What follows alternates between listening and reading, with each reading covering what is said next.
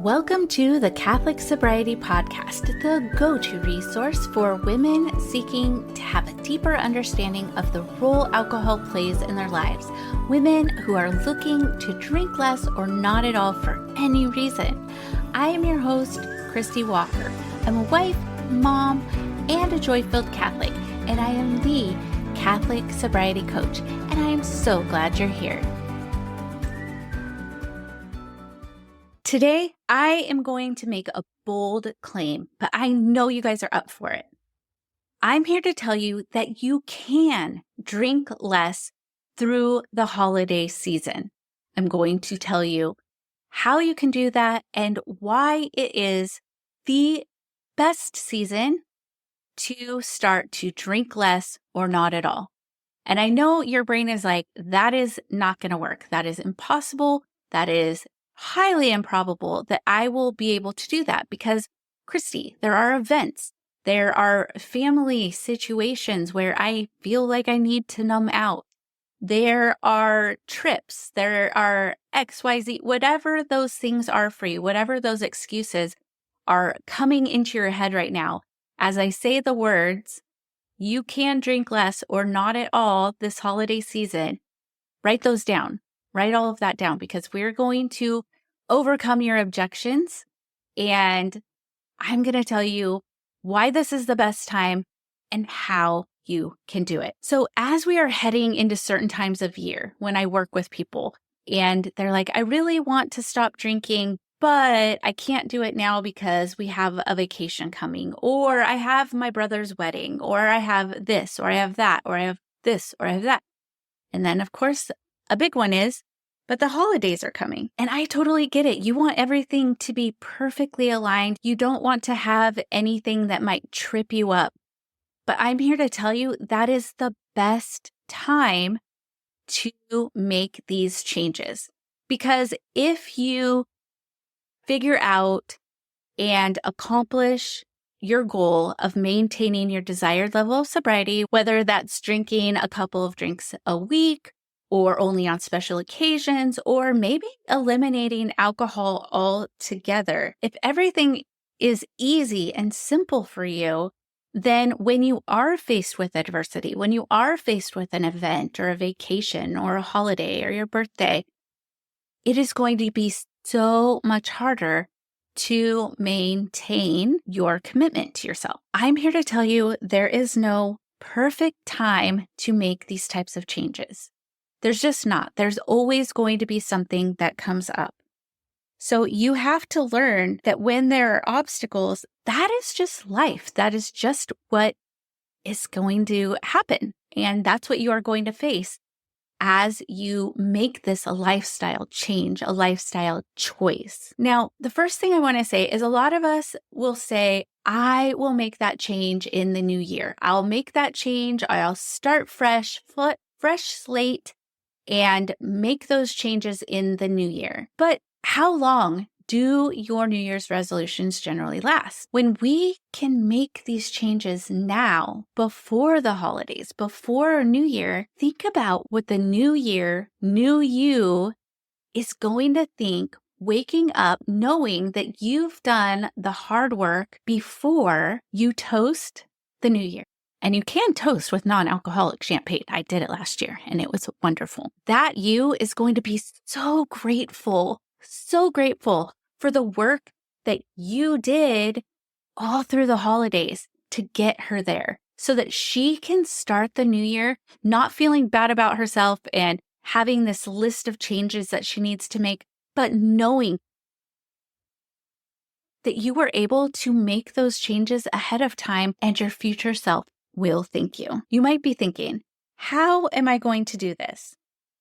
Well, you may have tried it in the past and it didn't work, but I'm here to tell you it can work and it will work if you make a conscious effort to do the work. It really just means that you need a different strategy. Now, here's the thing. It is so normal for you to think that you won't be able to drink less over the holidays. Everyone thinks that. But I want you to recognize that fear and worry is what is holding you back. You are having thoughts. And as we've talked about this before on the podcast, you're having a thought and that thought can be changed. And when you start thinking that you can't, replace that thought with all the reasons that you can, all the reasons that it will work, that it could work.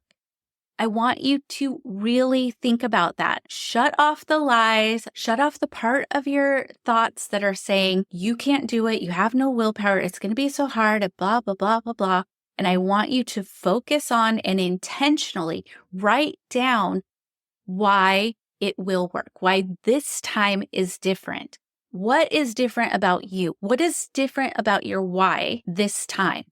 Why is it this time? Now, one of the big things that will help you is that why, knowing your deepest why, because that will keep you on track. That will keep you motivated to reach your goal.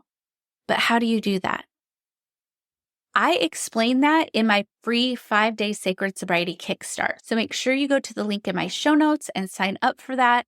You don't have to change your drinking habits at all. This 5 days is just about gaining clarity around your drinking and figuring out what alcohol is giving you and what it's taking away.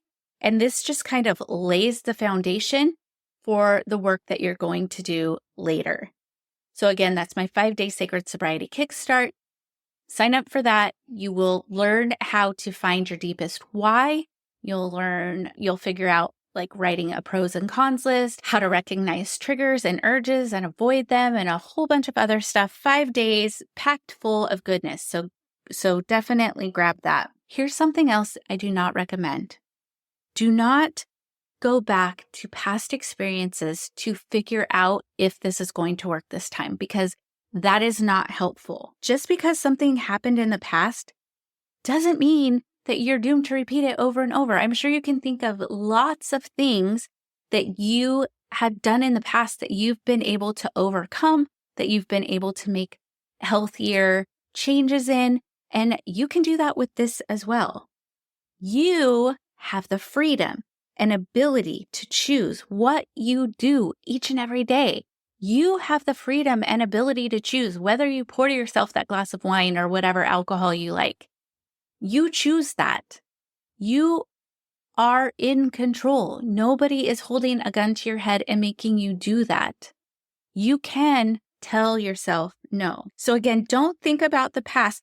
Think about the fact that that is something that happened in the past, but I like to talk a lot about being scientists. You can look at the past. I recommend looking at the past and all the things that happened that led up to that particular effort not being fruitful or not being able to be achieved. And then I want you to look at that and say, what do I need to do differently? That's how the past can be helpful. But don't sit in the past thinking, oh, I'm never going to do it because it failed this time. We're looking at it with curiosity. We're looking at it as evidence of something that happened, but we can take that evidence, we can take what happened and use it in building a new plan and a new protocol going forward. I want you to plan how this year will be different. What are the changes that you can make that are going to make this year different? During this time of year, I work with my clients to make a plan for the holidays. So we're talking, it could be from Halloween all the way through the new year. It could be from Thanksgiving all the way through the new year. But what we start out with doing is making a list of every single event that you think that you are going to have for the holidays. It can be very beneficial to do this like within 60 days. So like November 1st through December 31st. But take into consideration time with family, any traveling, any events, etc. And just list all of those out. You don't have to be making a plan for each of those yet, but make a list for every event that you think that you are going to have over the holidays. Like for me, one of the events that we always have is my husband has his office Christmas party. We don't always go to it, but we've gone to it more often than not over the years. We almost always make an effort to get to that. So that would be an event that I would put on there. So again, any family events, traveling events, things like that. Do you go caroling? Does your Knights of Columbus have like a spaghetti dinner? I don't know. Whatever those things are, just make a list of them. And then what I want you to do, or I invite you to do, is intentionally plan what you will and will not do at those events. What you will and will not drink. And then I want you to think about what is going to get in the way, what is going to be hard for you, and how you want to feel at the end of that event or the next day. How do you want to feel about yourself, or what are the feelings you want to have? I can tell you that I have never had somebody say to me, Christie, I am so upset that I did not drink last night. I regret that so much. I wish that I had drank last night. I wish that I had had that cocktail, that wine. No, it doesn't happen. Nobody ever says that. 0% of people have said that to me.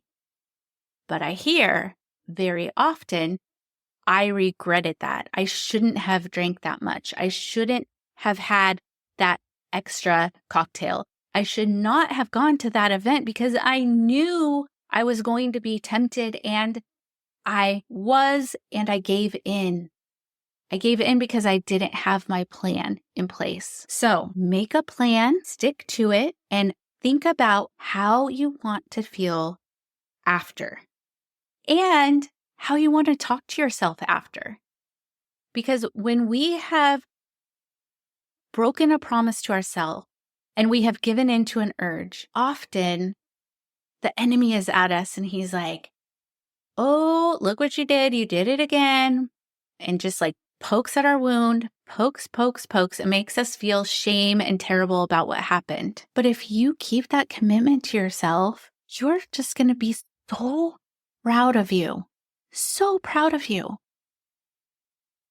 Now, even if you do drink and you had made the decision not to, I don't want you to feel shame about that. I don't want you to use that to beat yourself up or to be judgmental. Again, we are going to use that as evidence of how to proceed in the future.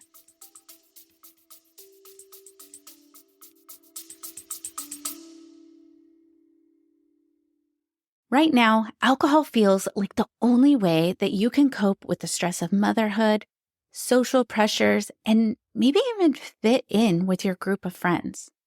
But you're starting to realize that it's leaving you feeling ashamed, disconnected, and maybe even out of control.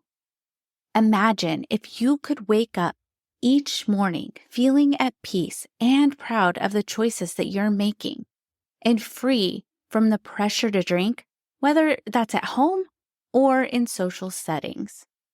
And that, my friend, is where my 5-day Sacred Sobriety Kickstart comes in. By the end of the 5 days, you will feel more peaceful and in control because you will have more clarity and confidence around your decisions to take it or leave it. You're also going to learn how to manage your mind in a way that is aligned with your faith. You will learn how to speak truth over yourself, and that will help you root out what's keeping you stuck. So check out my 5-day Sacred Sobriety Kickstart and gain the clarity you need to make the decision to take alcohol or leave it from a place of peace. You can visit my website, thecatholicsobrietycoach.com. I have a pop-up there, or just go to my show notes.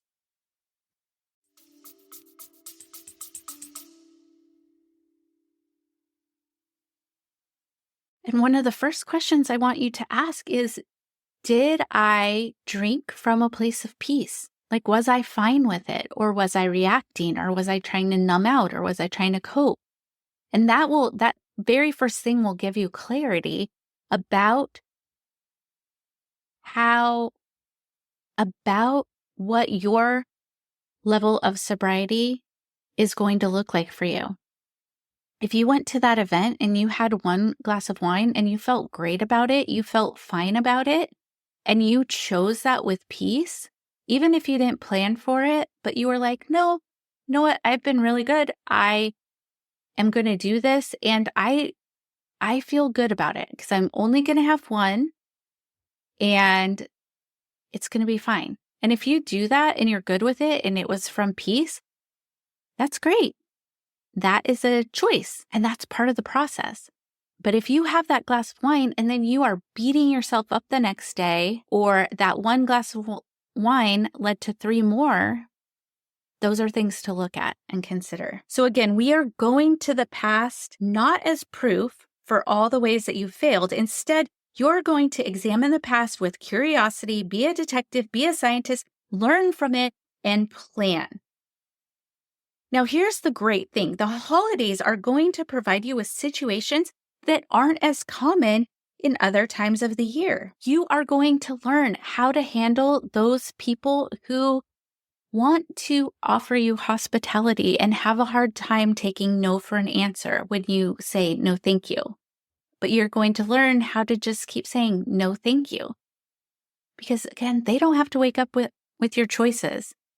And it's not always that they want you to fail. It's just that that's their way of offering you hospitality. So you're going to learn how to deal with those people throughout the holidays.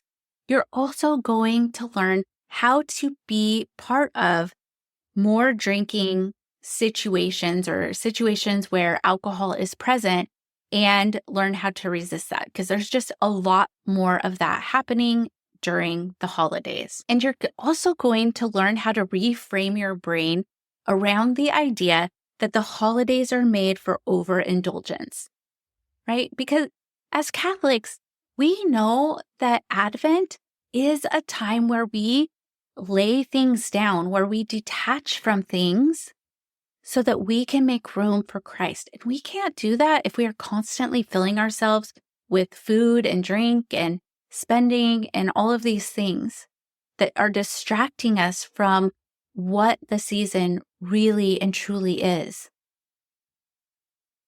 So if you can't lay those things down for you at this point, lay them down for Him. Lay them down for Jesus. Root them out, because the more space that you can make in your heart for Him, the more meaningful your Christmas season will be. And when Christmas Eve or Christmas Day comes for you, you're going to have that feeling like what you have on Easter when you've really Lented well, right? When you've been able to detach from things that keep us from God and you've been able to replace that with things that bring you closer to God. That's what we do at Advent. We root out some of those things that are keeping us from God. We surrender them to Him out of love. We joyfully surrender them. And then we pick things up that are going to lead us closer to Him, that are going to make the journey, that make that waiting and anticipation so beautiful. We're going to be able to savor the holiday even more, savor Advent even more. The great thing about reducing or eliminating alcohol through the holidays means that you are going to be fully present and fully alive. You are going to see all the things that you're supposed to see. You're going to hear all the things that you're supposed to hear and experience all the things that you are supposed to experience. You will be able to just savor every moment, and you might not be as anxious, to be honest, because when we are drinking, when we are over consuming, we feel anxious. Alcohol makes us anxious. It is a depressant. It depresses us. And then also there's anxiety that comes from shame and regret and guilt and hiding things. So not drinking will lessen your anxiety over the holidays so that you don't have to feel like you have to numb out. One of the ways that I'm helping you through this season is I am offering a 30-day alcohol reset for Catholic women. In this reset, there is going to be 5 sessions of group coaching. One is the week of Thanksgiving and one is the week after Thanksgiving. The last one is the week after Thanksgiving. And I am going to be doing group coaching. So if you have questions, bring them to me. If you have situations that you're worried about facing, bring them to me, bring them to the group. And even if you don't say anything in those group coaching sessions, other people will have things that that they will say, and maybe you're experiencing the same thing or something else. And listening to people get coached is just as good as being coached yourself, because I find that when I hear people being coached so often, I can apply that coaching to something that is happening in my life as well. The other thing that the 30-day reset includes is community, because so many times when we decide to drink less or not at all, we find that we feel like we're the only ones, that nobody else is going through this, that nobody else is trying this, that we are the only ones. And this community, I know, will be so beneficial because you guys can talk to each other anytime. And it's not a Facebook group, it's a private group where you guys can ask each other questions. You can share what's going on with you. Maybe you can share an experience you had. It's a safe place where you can just let your emotions out or talk about what your struggles are. And I'll be in there as well. But I find that those types of groups are so beneficial because not only do you have me helping you, but you're helping each other and lifting each other up. So it offers support, encouragement, and accountability. So again, my 30-day reset cart opens October 28th, this coming Monday, on the Feast of St. Jude, and it begins on November 1st. So make sure that you register for that. I will let you guys know when the cart opens, and then you can get registered for that. And the 30-day reset goes again all the way through November. And the last group coaching session is that week after Thanksgiving. So you have so much support and encouragement. And I know it will be so beneficial. Now, I know it can be hard, especially during the holidays when we go to, let's say a friend is having a party or doing things and they offer you something to drink, and you definitely don't want to seem rude or ungrateful. So you can always say, like, if they ask you, would you like this glass of wine? Would you like a martini, a margarita, whatever they're offering you? You can just say, no, thank you. But then you can offer something else that they can give you because they really just want to offer you hospitality. So you can say, no, thank you. But if you have some sparkling water and like a squeeze of lime, I would love that. Or I would love a soda. So just give them another option of something that you might like. The other thing is, if you are worried that they're not going to have good options for you, bring your own. Also, something that's super fun is to bring all the fixings for mocktails. And then you could just be kind of like the mocktail bartender. I mean, obviously ask your friend first and make like a signature holiday mocktail that you can make for everyone. And that will be so fun because you still have something that's festive, that looks beautiful, that's in a nice glass, and you can share that with others. And maybe others will want to drink a little bit less too. Now, I also want to just talk about something that can trip you up, and I'm going to let you know what that is so that it won't trip you up, so you'll recognize it when it happens. And that is kind of that black and white thinking. So either you make this decision, like I'm giving this up, I'm not going to have it, or I'm only going to have one, and then let's say you give into the urge and then your brain is like, well, you totally screwed up, so we might as well just throw in the towel. Don't do that. Like, just recognize that for what it is. Again, use what happened as evidence of what you need to change in the future. Look at it and see what needs to be tweaked in your plan to ensure success.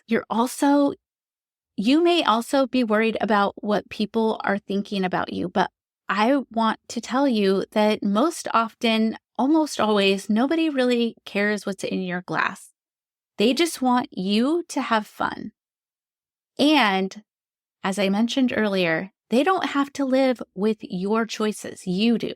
So remind yourself of how you are going to feel in the morning, waking up, knowing that you did not consume alcohol the night before, and know that you made the best choice for you. So again, if you think that you have messed everything up and then your brain wants to just say, to heck with all of it, I'm just going to forget about it and I'll look at it again in the new year. Don't do that. Just know that it was a misstep and you can definitely just start over. And now you have the wisdom and insight that you didn't have before when you are making your plan.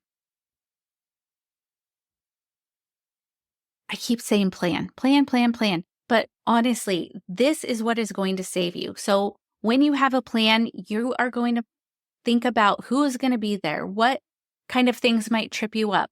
You are also going to give yourself an exit strategy. So if you are feeling super uncomfortable, now I'm not talking about just a little uncomfortable. Uncomfortable is good. Discomfort is not going to kill you. You will get through it. You will be fine. But if you get to the point where you're like, I either need to leave or I'm going to drink, then leave. That is when you make your exit.